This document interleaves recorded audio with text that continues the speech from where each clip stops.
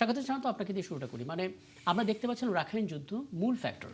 এই যুদ্ধটার ওপরে মানে ডিপেন্ড করছে যে আসলে কার সঙ্গে বাংলাদেশ নেগোসিয়েশন করবে। মানে এখানে মিয়ানমার সেনাবাহিনী আছে, আরাকান আর্মি আছে, তারা মুখোমুখি অবস্থানে। আমরা বুঝতে পারছি না আমরা কাদের সঙ্গে আলোচনাটা করব। কিন্তু এদিকে আমরা কিন্তু 2 বছর আগে ইন্টার্ম গভর্নমেন্টের আমলে বলেছিলাম যে আমরা ঈদ করব পরবর্তীতে এখানে এসে। কিন্তু আমরা দেখলাম 9টা বছর পার করলাম, চিত্র একই। নেগোসিয়েশনটা কার সাথে করব? আপনাকে ধন্যবাদ। আমার আলোচক কমল ভাই এবং যারা শুনছেন, যারা সবার জন্য শুভেচ্ছা রইল। রোহিঙ্গা ইস্যুটা বাংলাদেশের জন্য আসলে একটা বেশ জটিল পরিস্থিতি তৈরি করেছে। আগে ধরেন 2বার রোহিঙ্গাদের ফেরত পাঠানোর সফলতা আমাদের আছে। একটা শহীদ প্রেসিডেন্ট জিয়াউর রহমানের সময় 78 সনে এবং ম্যাডাম খালেদা জিয়ার সময় 1991-92 সনে। এরপরে দীর্ঘদিন ধরে রোহিঙ্গা আমাদের দেশে এইভাবে আসার ঘটনা ঘটেনি। 2017 সালের দিকে ব্যাপক হারে আসতে শুরু করলো এবং লক্ষ লক্ষ রোহিঙ্গা ঢুকে পড়ে এখন 12-13 লক্ষ 1.2 মিলিয়নের বেশি রোহিঙ্গা আমাদের এখানে আশ্রয় নিয়ে আছে। এখন এইটা কিভাবে সমাধানটা হবে, দ্বিপাক্ষিক নাকি বহুপাক্ষিক? দ্বিপাক্ষিক হলে মিয়ানমারকে ট্রাস্ট করা যায় না, এই জান্তা সরকারকে ট্রাস্ট করা যায় না। আরাকান আর্মি তারা ক্ষুব্ধ হবে, আবার এদের সঙ্গে গেলে সরকারে যারা আছে তারা ক্ষুব্ধ হবে, বা এদেরকে আসলে ফেরতটা নেওয়ার কে নিবে? নিলে তো সরকারকে নিতে হবে।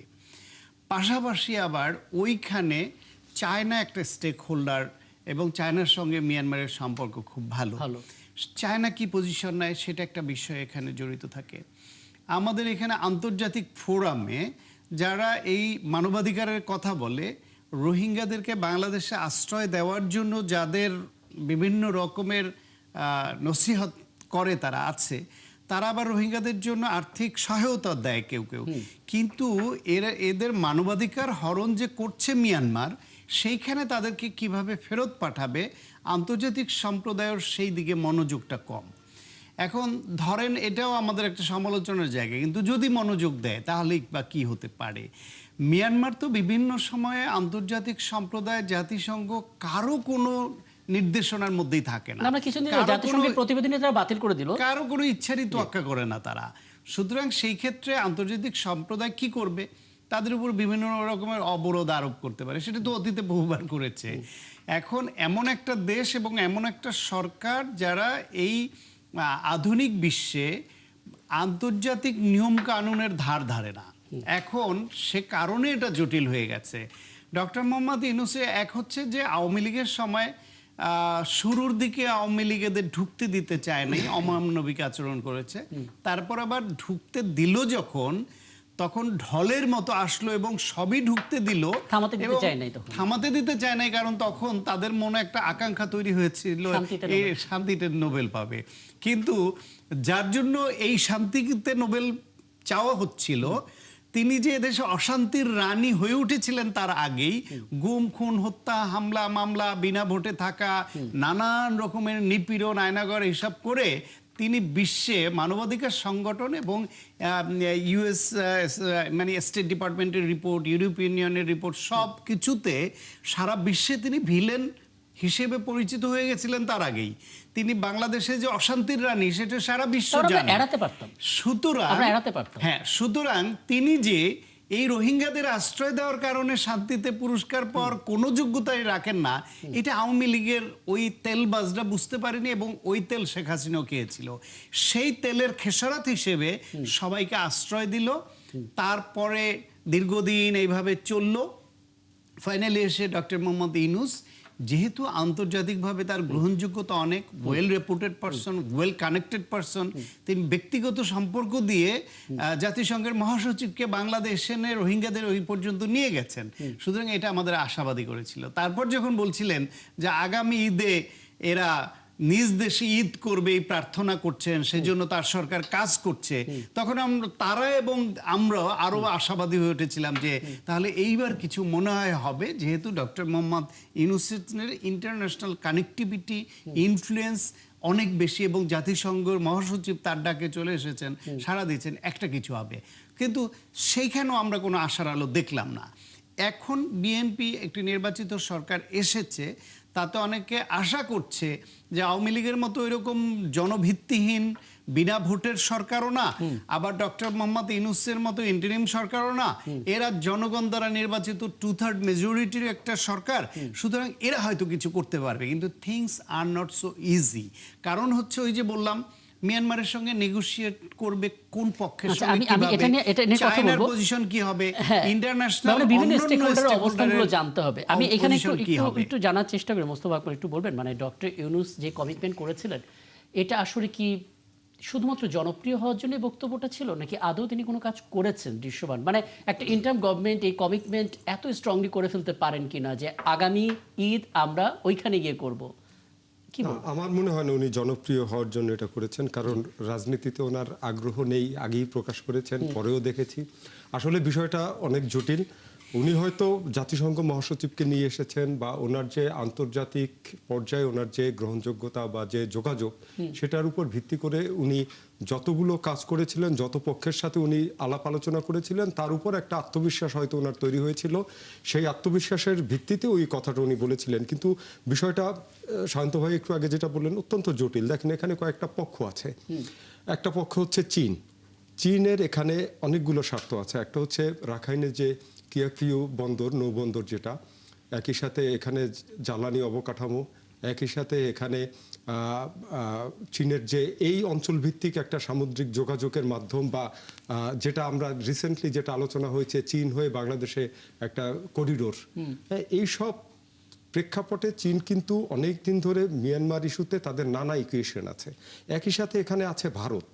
হ্যাঁ, ভারত কিন্তু পূর্ব পশ্চিমমুখী, তাদের যে পররাষ্ট্রর যে তাদের যে নীতি, একই সাথে বঙ্গোপসাগর কেন্দ্রিক ভারতের যে পরিকল্পনা, বা বঙ্গোপসাগর কেন্দ্রিক তার যে পররাষ্ট্র চিন্তাভাবনা, একই সাথে দেখেন আন্তর্জাতিক শক্তির ভারসাম্য, সব মিলে চীন ভারত বৈরিতা, সব মিলে এখানে ভারত একটা বড় পক্ষ।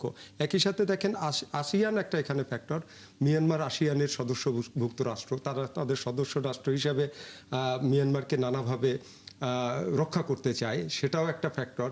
আমেরিকার এখানে একটা বিষয় আছে, সে মিয়ানমারের উপর দীর্ঘদিন ধরে অবরোধ দিয়ে রেখেছিলেন, এবং আমেরিকারও এখানে অনেকগুলো স্বার্থ আছে। হ্যাঁ, একই সাথে দেখেন জাতিসংঘ এখানে অনেকগুলো পদক্ষেপ নিয়েছে, কিন্তু কোনোটাই ফ্রুটফুল হয় নাই। এখানে চীন, আমেরিকা, ভারতের মতো শক্তিশালী রাষ্ট্র, সাথে একই সঙ্গে জাতিসংঘের হস্তক্ষেপ, সবকিছু মিলে কিন্তু কোনো কিছুই হচ্ছে না। কারণ হচ্ছে মিয়ানমার ইটসেলফ একটা ঝামেলার রাষ্ট্র। এখানে অনেকগুলো পক্ষ অনেক দিন ধরে যুদ্ধে, মানে গৃহযুদ্ধে ব্যস্ত। হ্যাঁ, এবং পরিস্থিতি কিন্তু উন্নতি হচ্ছে না। দেখেন, আমাদের কিন্তু 17 সালের 25শে আগস্টে যে ঢল আসলো সেটা ছিল 7 লাখ, এখন বেড়ে এটা 12 লাখ। এবং কিছুদিন আগে, 2-3 বছর আগে বোধহয় একটা হয়েছিল 3 লাখ রোহিঙ্গা তারা ফেরত নিবে, কিন্তু একজন রোহিঙ্গাও যায় না। তো সব মিলিয়ে পরিস্থিতি অত্যন্ত জটিল, এবং এই জটিলতার পেছনে আমাদেরও দায় আছে যে আমি একটা ওভারঅল ধারণা নিলাম। আমি 12টার পরে যখন ফিরে আসবো তখন এটা একটু বড় করার চেষ্টা করবো। ভাষাঞ্চলের কথাটা আমরা জানার চেষ্টা করবো, যে ভাষাঞ্চল বলে একটা জায়গায় সেখানে রোহিঙ্গাদের নিয়ে যাবে, এবং সেটা নিয়ে নানা ফলো করে আমরা কাভারেজ দেখেছি। আলটিমেটলি কি হলো সেটা নিয়ে একটু কথা বলার চেষ্টা করবো। অধ্যাপক ডক্টর বুলবুল সিদ্দিক, আপনি আলাপ শুনছিলেন, এবং দুটো বিষয় এখানে আসলে আটকে যাব। আপনার কথার মাঝখানে আমি হয়তো বিরতিতে যাব, কিন্তু আলাপটা শুরু করি। আমরা আসলে বিভিন্ন স্টেক হোল্ডারের কথা শুনছি, আমরা চীনের কথা, ভারতের কথা, আসিয়ানভুক্ত দেশগুলোর কথা, এবং যুক্তরাষ্ট্রের কথা শুনছি, যে এরকম বহুপাক্ষিক আলোচনার মাধ্যমে আমরা হয়তো রোহিঙ্গা প্রত্যাবাসনের কাজটা করতে পারি। আবার এটাও শুনতে পাচ্ছি যে কিছুই হবে না যদি না মিয়ানমার ঠান্ডা না হয়। মানে মিয়ানমার আর্মি, আরাকান আর্মি, তারা নিজেদের মধ্যে যদি এভাবে যুদ্ধে লিপ্ত থাকে, সলিউশনটা আসলে কিভাবে হবে? মানে আন্তর্জাতিক পরিমণ্ডলে আলাপ করেও কি কোনো লাভ হবে? আপনি কোনো পথ দেখতে পারেন কিনা? ইতিমধ্যে আমরা আমাদের সহ আলোচকদের মধ্য দিয়ে আমরা ব্যাকগ্রাউন্ড গুলো বুঝতে পারলাম। আসলে বিষয়টা অত্যন্ত জটিল। এখন প্রত্যাবাসনের ক্ষেত্রে আপনিও বললেন যে মিয়ানমারের যে যুদ্ধাবস্থা, সেগুলো একটা জটিলতা নিয়ে আসছে। এখন আমাদের আসলে কয়েকটা বিষয়ের দিকে নজর দিতে হবে আমার যেটুকু মনে হয়। সেটা প্রথমত হচ্ছে চীন যে প্রস্তাবটা এখন করছে আমাদের এখানে, যে বাংলাদেশ, চায়না, মিয়ানমার যে করিডোরের কথা যেটা আছে, সেই করিডোরের বিষয়টা যেহেতু চীনের একটা বড় আগ্রহের জায়গা, আমার মনে হয় যে এইখানে আমাদের একটা নেগোশিয়েট করার, দর কষাকষির একটা সুযোগ তৈরি হতে পারে, এবং সেই সুযোগটা আসলে আমরা যদি কাজে লাগাতে পারি যথাযথভাবে, তাহলে হয়তো আমরা চীনের সাথে, মিয়ানমারের সাথে একটা আলোচনায় আসতে পারি। আমরা এটাও জানি যে আমাদের মাননীয় প্রধানমন্ত্রীর চীন সফরের সময় আমরা দেখলাম যে চীন থেকেও একটা আবার চীনের সাথে এবং মিয়ানমারের সাথে তৃতীয় পক্ষ হিসেবে নেগোশিয়েট করার যে আগ্রহ তাদের আছে সেটা তারা প্রকাশ করলেন। ফলে চীন ফ্যাক্টরটা নিয়ে আমরা একটু কাজ করতে পারি, সেটা একটা বিষয়। আরেকটা হচ্ছে যে রাখাইন কেন্দ্রিক যে আমাদের কূটনৈতিক তৎপরতা, যেটা আমরা কখনো ভাবিনি, বিশেষ করে আমরা মিয়ানমারে কার সাথে যোগাযোগ করব, যেটা আলোচনায় আসলো। ফলে আমরা রাখাইন কেন্দ্র করে যদি আমাদের এক ধরনের কূটনৈতিক তৎপরতার কথা ভাবতে পারি, যেটা বৈশ্বিক পরিসরে আমাদের যে শক্তিশালী দেশগুলো আছে, আসিয়ান আছেন, এদের সাথে যদি আমরা আমাদের ক্রমাগত যে বহুপক্ষীয় কূটনৈতিক তৎপরতা বা সংলাপ যেটা আমাদের চালিয়ে যেতে হবে, তাহলে হয়তো কিছুটা চাপ প্রয়োগ করা এবং সেই চাপটাকে চলমান রাখা, এই দুটো জায়গায় আমাদের ক্রমাগত চাপ চালিয়ে যেতে হবে, যাতে করে যতটুকু সম্ভাবনা আছে সেটা যেন ভবিষ্যতে তৈরি হয়। সাথে করে আমি যেটা বলবো যে রাখাইন কিংবা মিয়ানমারে তো এখন আসলে প্রত্যাবাসনের কোনো সুযোগ নেই।